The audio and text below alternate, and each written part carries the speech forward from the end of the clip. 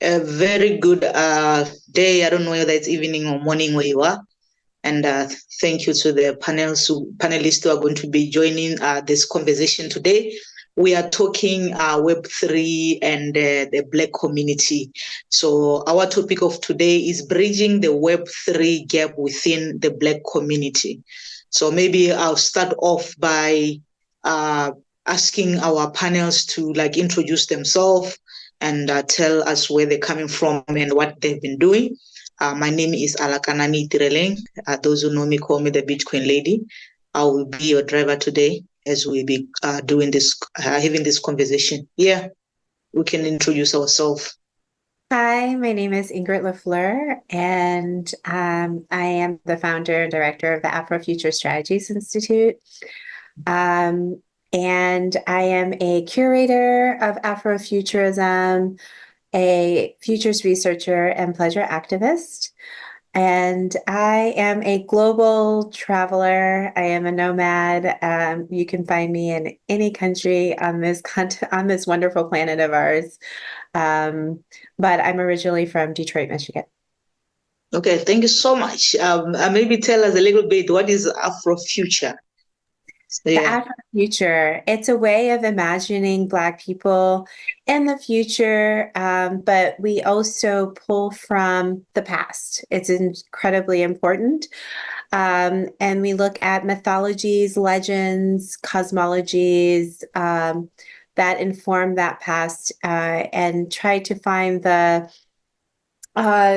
wisdom within the past to help inform our futures. Interesting. Try to find the wisdom in the past to inform our future. That sounds interesting. Thank you so much. And how do I say your name? Ingrid. Ingrid. Okay, thank you so much. Thank you so much, Ingrid. Yeah. Are we the only ones?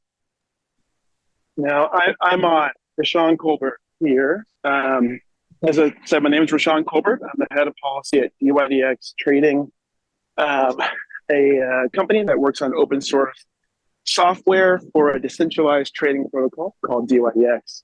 I've been with DYDX Trading for about a little over a year and a half. I spent 7 years before that working on Capitol Hill for Senator Cory Booker from New Jersey, working on technology policy. So I've been doing this for a while and really working on making sure that we get good regulations for crypto, and particularly DeFi in the United States. Make sure that we're facilitating innovation and keeping it onshore and accessible, while also creating legislation that protects consumers at the same time. Okay.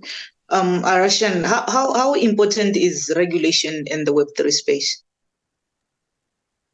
I think that there's a balance between regulation and unregulated, right? And striking that balance is critical. I think that, there's a long way to go in order to find what that balance is. Some people think that unregulated is best, but I find that when you do create adequate regulations that aren't onerous or too oppressive, you actually create the opportunity for more people to participate, for people to kind of, be able to participate in the light. I think, especially working in the crypto space, it's really hard to have perfect operational security, and only some people want to work anonymously and from hopping around the globe in ways that aren't like Ingrid, that aren't perfect, excellent globe trotting. But I think that getting that right is critical if we want the space to flourish. Yeah, thank you so much. Thank you so much. I can't get to see who is on the panel, so if there's any other person to be important to. I think it's just us. Looks like it's just us. It's just us. Okay. Perfect. Okay, let's continue then. All right, we are looking at bridging the gap, the Web3 gap within the Black community. So maybe we can start off by highlighting what is important, or the importance of Web3 and its potential to transform the Black community. How important is Web3? Do we really need to like adopt it as the Black community? How important is it to us or for us? I think it's important when we're thinking about alternative economic solutions in our communities, especially when we're looking at places like in the United States where banking practices are so discriminatory. So I think one of the biggest issues is that a lot of us in the Black communities don't understand what Web3 is, and we don't have enough exposure to how to enter the space, what to do in the space, and how safe it is. I think that's just on a basic level. Some people are very hesitant because they don't really understand how it operates. So then they don't feel very secure operating in the space. And so it's important that we understand that there are options. And I think that that's the key here, that Black people, we have other options and ways to operate within these different economies that won't burden us or hinder us or stress us out, but instead help us to not only secure funds, but grow within that space. But I think it's just really about clarifying what that is, what that means, and finding and partnering with different organizations that are already working with communities on the ground. And I think that's globally, to make sure that those organizations understand it, Web3, and then also are able to educate those that they're already working, the communities that they're already working in. Okay, so if I get to very well, you're talking about the importance of creating those economic opportunities through enhancing knowledge or digital literacy, I'll say, thereby enabling our community to be part of the innovation that is happening.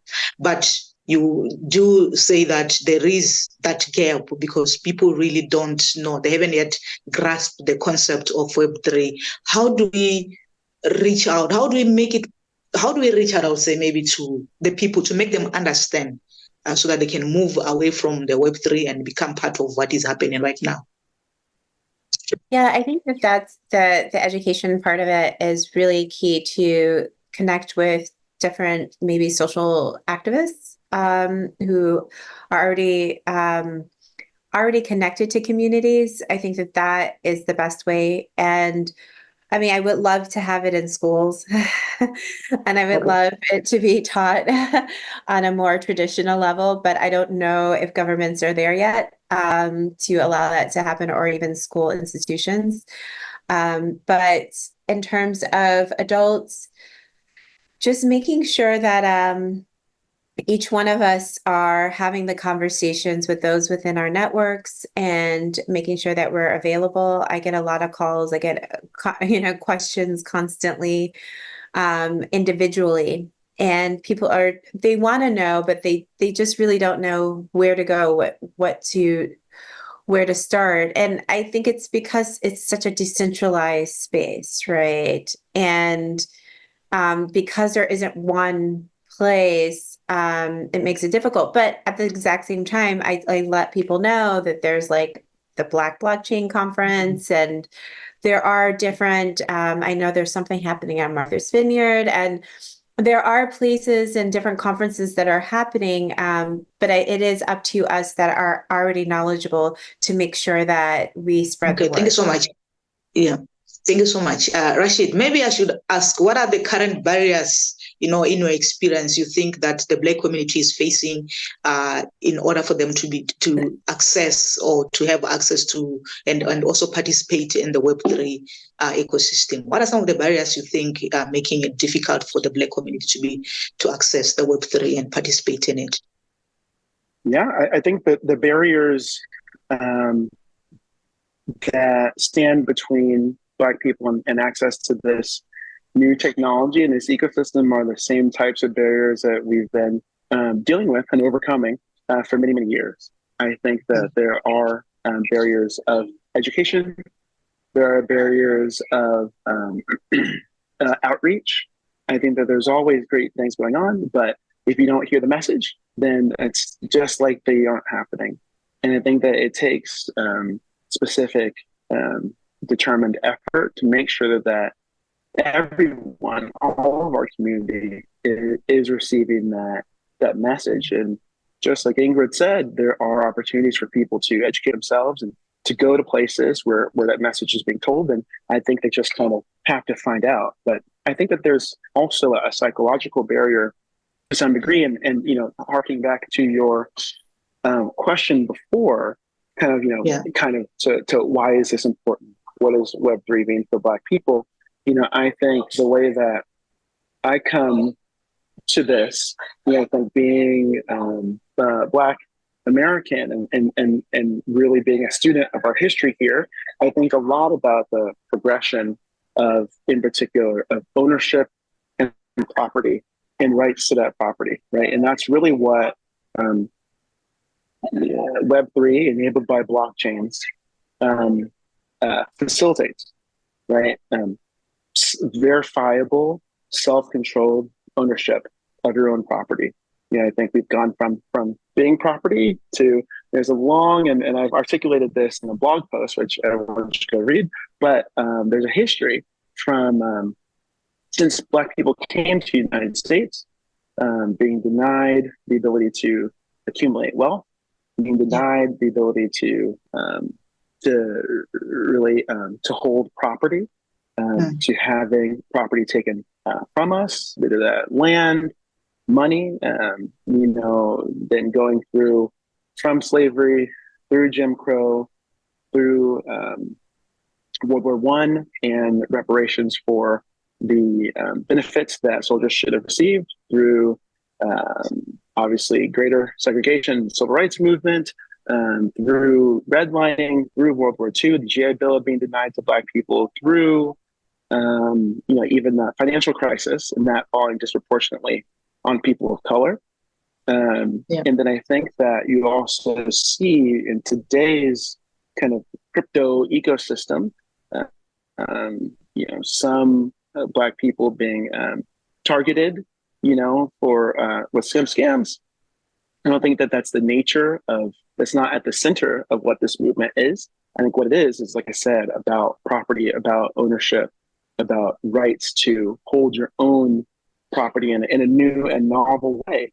And so whether that is an economic use case, which is growing the fastest, obviously people love money, or whether that is, data privacy, ownership, community, all these things are facilitated by Web3.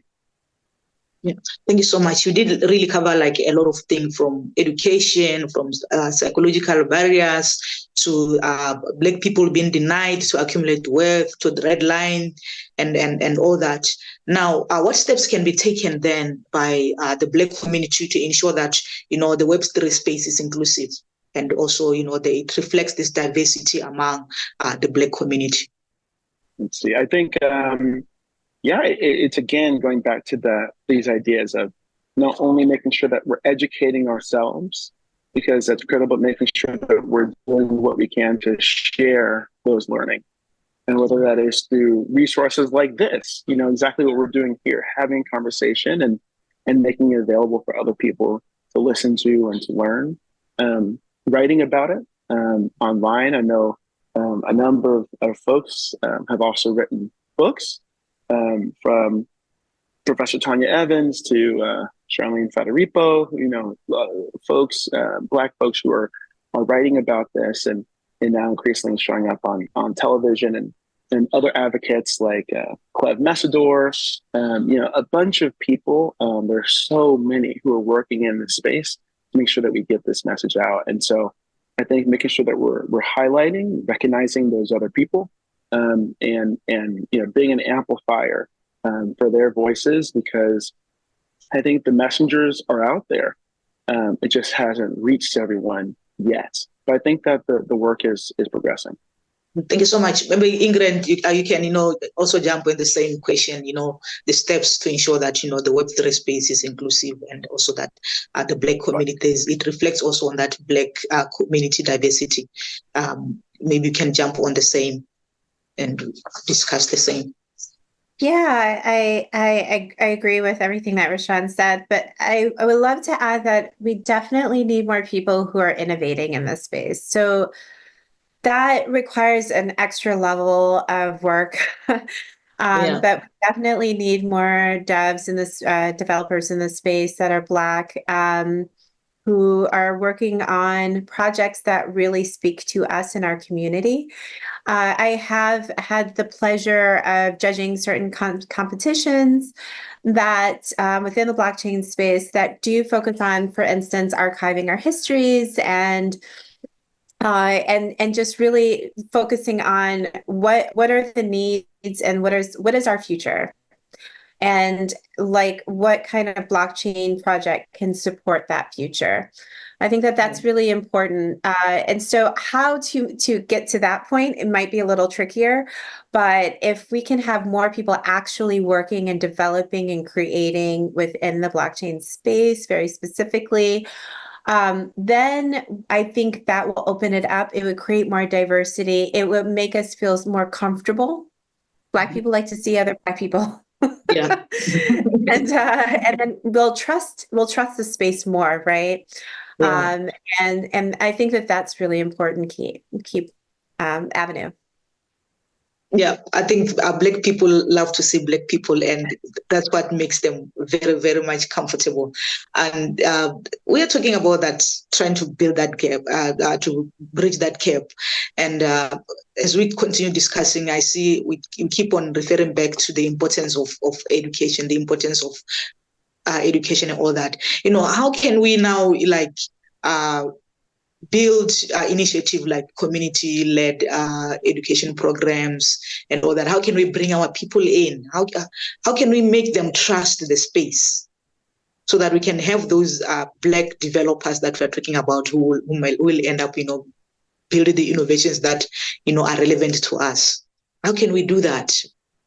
How can we make it easy? You're asking the hard-hitting questions here. Yeah. You see. No, that's good. That's good. That's the only way that we get good answers about good questions. I think that I don't have the answer. I think that I think we have to meet people where they are, and I think today that means online. And so there needs to be including this community of advocates and educators who I was talking about, and the great builders and developers who Ingrid was talking about. There does need to be some level of connection between and advocates like myself and all of us, between all of us together to be able to have some things to say and to talk about and to hold up as examples of the types of projects that we really want to see. I don't. I'm a little stumped. I'm eager to hear what Ingrid has to say. Her solutions. Yeah, I would love Ingrid. I would love for Ingrid, to incorporate her project, the Afro Future. So I want to see how he can infuse that into the question that I've asked, because I foresee these two going hand in hand. Definitely. I mean, when we think about liberation, and this is definitely on a practical level, this is one step towards liberation, because we are disconnecting ourselves from an economic system that has been penalizing us, right?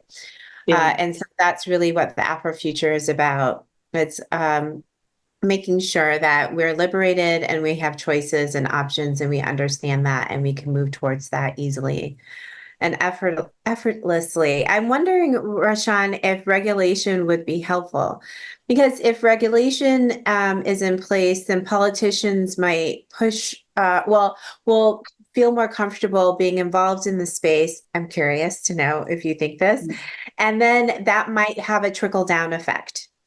And I'm just curious, would that be a way towards making sure that people really trust the space if it's regulated, if the politicians are creating policies around that, that then they're like, okay, well, I can learn about it and I'll let my children learn about it because now it's been verified in a way, in a very traditional way that we understand. I think that the issue though is around like surveillance, and I mean, the problem with crypto and blockchain itself was that it was supposed to be completely an antithesis to the market, right? And it's supposed to be completely free, and it was not supposed to be taxed. It was not supposed to be surveilled. But here we are. Yeah. And so, and so, you know, maybe then we might as well just dive deeper into that, and that could help and really moving, because people kind of trust these institutions, and that's what it's really about. Where is the trust? And how do we kind of use that trust in whatever institution to help expand a knowledge base around, you know, the Web3 sphere? You know, great points. And I think, you know, like I was mentioning earlier, I think there is a sweet spot for regulation. I think that looking at this specific space that we're talking about, the technology is such that it should basically be able to support this decentralized, self-sovereign idea just with the technology. And I think that is largely possible. But technology and the way that we access it, right, there's always a bit of a spectrum. The internet, right, is built up of protocols that are all kind of overlay one another, interact with one another to move data from this computer to that computer, and yada yada. But since not everyone understands or wants to go through the trouble or the expense of setting up their own infrastructure, there are points of centralization which facilitate our usage of it, right? I think we've also seen a similar thing happening with crypto. We've seen this decentralized technology have intermediaries put in place, right? Because I think that the technology is complex in some instances, and so it's helpful to have centralizing actors who are there to be able to make things easier, to facilitate your interactions.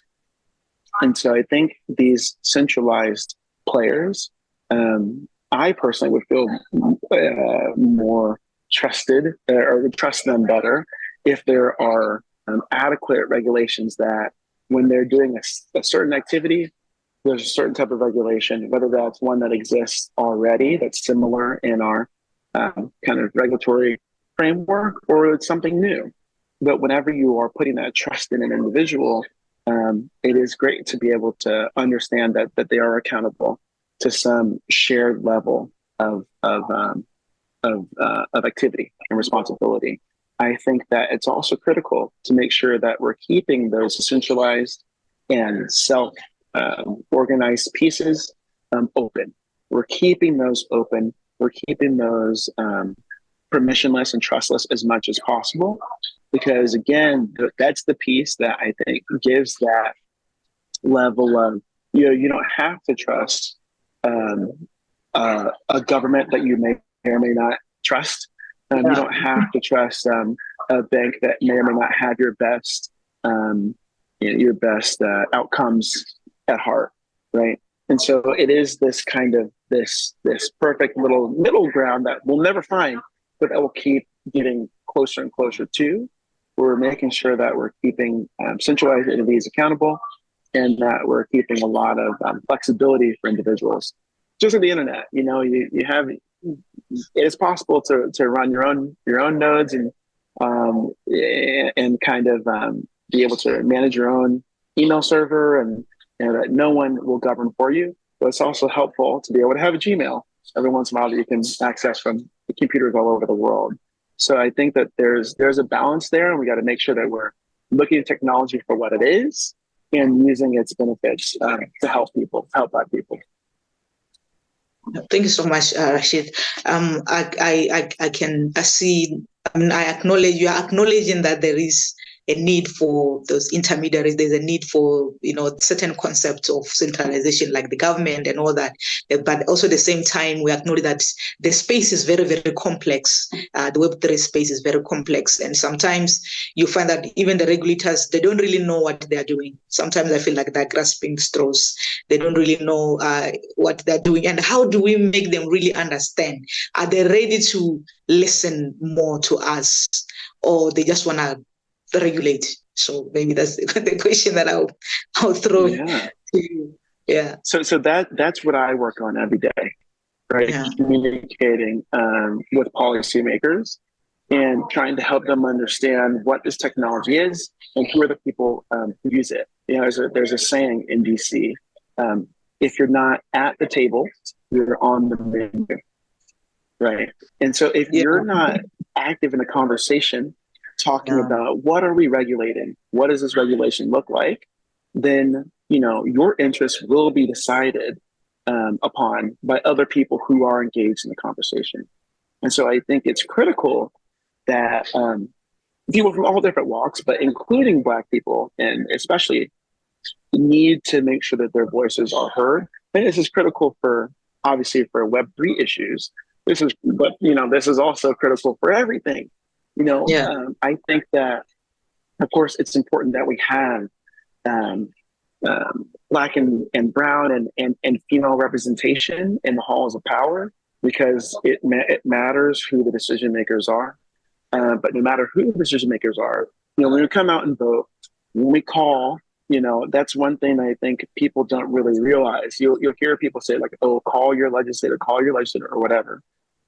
That really makes a difference. I have seen done well-decided issues completely do an about face because of an outcrying of advocacy and a concern from their constituents. So it really matters at the grassroots level, just picking up the phone or sending an email or sending a letter. And then at the advocacy level, direct advocacy, people like me who are talking with policymakers. But these issues have to be brought up again and again and again and again. And you have to be able to kind of meet them where they are, and whether that is some people, they know what an email is, but they have no idea how it works. And so you got to kind of go from ground zero and talk about the technology, talk about what it works, find good analogies to talk about. And there are others who are really sophisticated. And so you can get straight into conversations where we're talking about higher usage and innovative usages of or opportunities of the technology. And so you have to be able to be flexible and always make sure you know what you want, what you're talking about, and be able to have that conversation with these policymakers, because they're not going to make these decisions on their own. So we have to make sure that we're there to talk to them. Thank you so much. Anything you want to add, Ingrid? Yeah, I think they simply should hire us. I think, honestly, we can do the educating, but then they really should just pull from the Web3 Black community and just hire us as advisors, as the futurists, to create that team, so that then they know that everything is on track, and that we're sensitive. And this is why I'm an Afrofuturist and not just a futurist, because I'm very sensitive, very specifically, to what it means to be Black-bodied in this world. And I know are more sensitive or more open to what our needs are, right? It does change from community to community. There is a diversity there, but there is a meta need. And we can speak to that. And so honestly, I think that would be the easiest way to get around all of this, is to just really be embedded in a lot of these institutions. Yeah. Okay. Thank you so much, Ingrid. They should definitely hire us. I love that. Thank you so much to my wonderful panel. It has been very beautiful conversations, and I believe we'll take a lot of points out of this, create spaces for the Black community, continue conversations, find ways in which you can continue these conversations beside the Black Blockchain Summit. Maybe continue even before the summit. We have something going on every time, every single day, the Black community is involved. And I commend the Black community, the Black Blockchain Summit for the wonderful work that they are doing. Maybe one last word from all of you just to wrap up and finish this discussion. If there's anything that you want to add on to what we have discussed as we come to the end of the discussion. Okay. Gentlemen, you can go first. Okay, sure. Okay.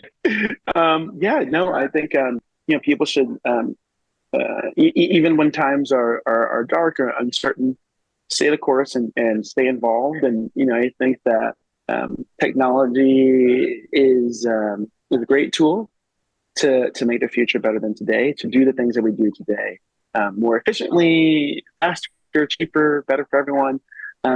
But it really is all about involvement and making people's lives better. And so I think that on a personal level, I think that kind of whatever I'm doing, I'm trying to also think about how I can, help my community, help my family. And so I hope that I know that other people are doing the same thing. And so I want to commend all of those folks, all the great advocates and builders who we've talked about today. And I'm eager to see what everyone else gets up to. Thank you so much, Rashin. Definitely. And if you have the knowledge, definitely partner with community organizations in your area. I think it's a really good idea. Share the knowledge, share it on social media. We need you. And I think it's important for us to really understand what kind of futures we want to create, and then that will drive the mission.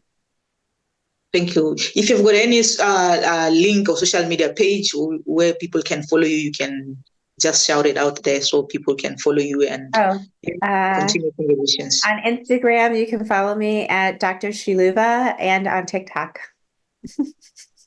Thank you so much. Rashan? And I'm on Twitter, or X, I guess it's now called, at Rashan, so at RASHAN. Okay, thank you so much. Thank you so much for being part of this discussion.